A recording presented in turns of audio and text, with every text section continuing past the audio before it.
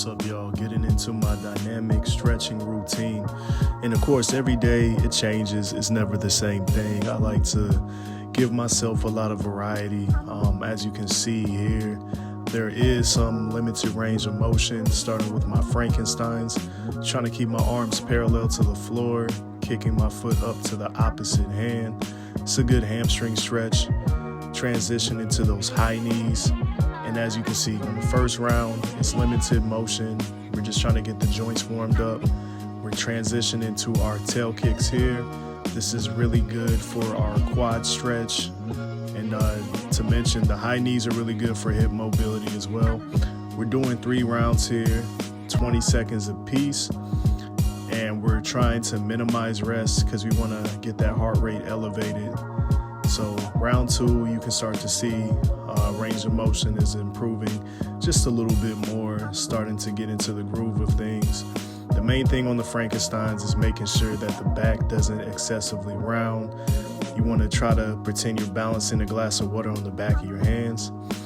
With the high knees here, you want to have a nice and soft landing. I took my shoes off on here just to make sure I'm getting a nice light impact. I'm not striking too hard, keeping my arms moving. It's all about good biomechanics here.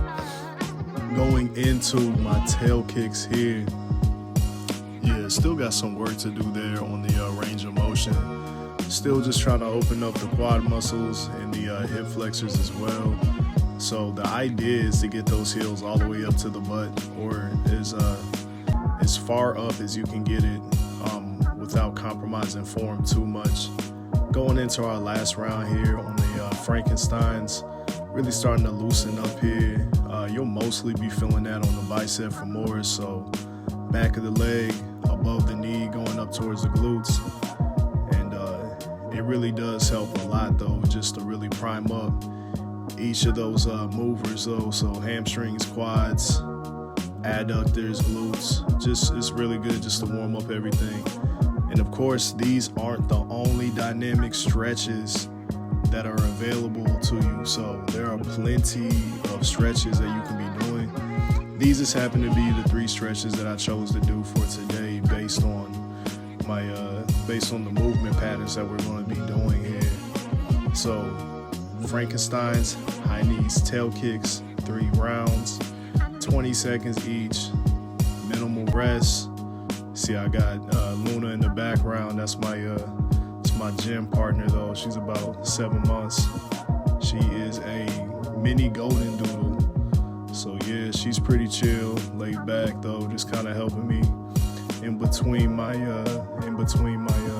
reps and sets here. So from here, we are going to do some active stretching. We're going to move into our hip flexors just to open up those a lot. The main thing with priming your legs is you want to make sure that you do it at a moderate pace that's not going to allow you to drop your heart rate, but at the same time, you shouldn't feel gassed here either. Your muscles are getting primed, they're getting warmed up, so you should be able to establish like a good middle ground here. So I'm going to the kneeling hip flexor stretch, always a good stretch. Making sure I bend my back toe, drive my hips forward, try to keep my back aligned, arm overhead on the side that I'm stretching. I'll alternate here. If you do static stretching before or during your lifts, it must be under 30 seconds. There's been a lot of research that suggests doing static stretching over 30 seconds before or during your lifts actually has a negative effect on your strength. Of course, it's temporary though, but that's something to keep in mind though. You know, you want to stimulate the nerves, but you don't want to overdo it to the point that, they're not firing properly like they should. And as you can see right here, I'm kind of getting a good tilt here just so I can get a good stretch on the psoas muscle, a little bit on the TFL. And I go through 2 rounds here. It definitely helps, especially on my squats, man. Doing a lot of hip flexor stretching and calf stretching prior to doing my squats, I just feel a lot more centered, I just feel like I can drop down into a more comfortable squat without my body weight feeling like it's too far forward. So I'm going through a couple of rounds here. I am doing a static hold, but like I said, it has to be under 30 seconds. Keep it minimal. I like to do less than 20 seconds on here. But then also consider active iso stretching, something that I learned from NASM. It's doing those 2-second holds, breathing throughout, pulling back after that 2 seconds, doing 10 to 15 reps total. But it just all depends on, what your body is feeling comfortable with. So right now, my body was kind of feeling comfortable more so with these static holds. Transitioning to these calf stretches right here. I try to keep that back foot pointed neutral or slightly pointed inward. It makes a big difference right here. So if your back foot, the stretching foot, if it's pointed outward at all, you're going to lose the benefit of that stretch though. So you want to keep that back foot neutral or slightly inward. And so here, same thing. You can either do an active iso stretch or you can do a static stretch.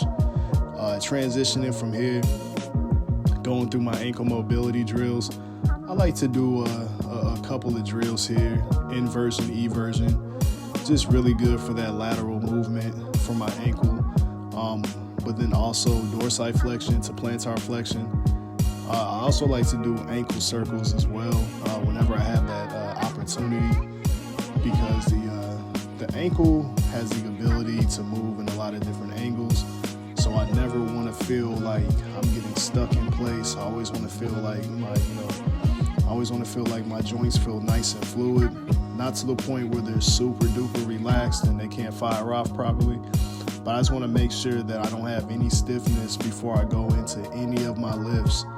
My primary lift today is going to be the back squat. So it's going to be very important that I have good ankle mobility, because at that bottom of that squat, it's going to be a lot of dorsiflexion. And if I don't have the necessary flexibility, all my weight's going to shift forward and it's going to change the entire game. And that's not what I want. We want to make sure that all the proper muscles are firing off on the posterior chain and that everything is A1.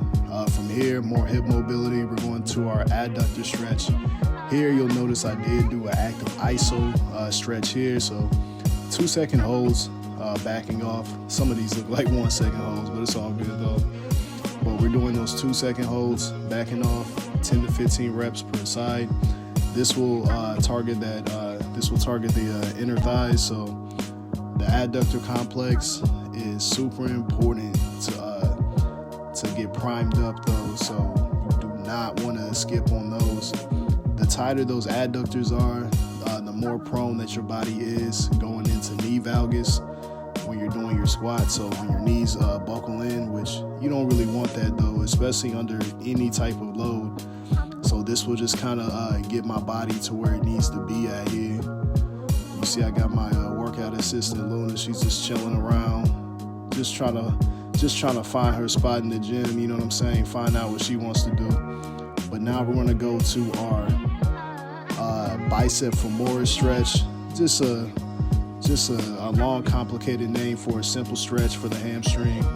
For here, I'm doing a variation of it. It just really gets right behind the knee really good.